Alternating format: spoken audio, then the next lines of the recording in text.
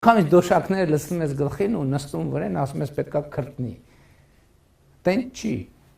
Շատ ավելի նուրբ է եւ շատ ավելի բան է եւ ես արձանագրում եմ, որ մեր խաղաղությունը նոր ծնված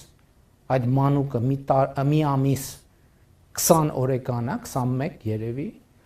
եւ մենք պետքա հոգ տանենք, բայց գիտելիքով, գիտակցվածքով։ Հիմի չայլոց ասեմ, նրանք ովքեր տենց խոսում են, այս տրամաբանությունից դուրս, նրանք ուզում են, որ երեխեն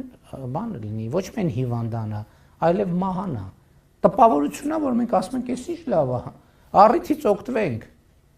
Քանի որ ուրիշներն էլ են ուզում, որ այդ երեխան մահանա, եկեք մենք մեր ձեռով սպանենք այդ երեխուն։ Որովհետև Հայաստանում տպավորություն եւ դա կա լիքը մարդ Հայաստանից եւ Հայաստանում եւ Հայաստանից դուրս իրենք շատ ոգևորված են,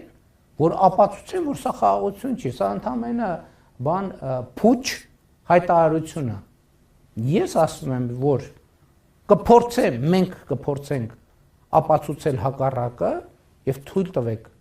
համոզմունք արտահայտել, որ մենք կապացուցենք հակառակը։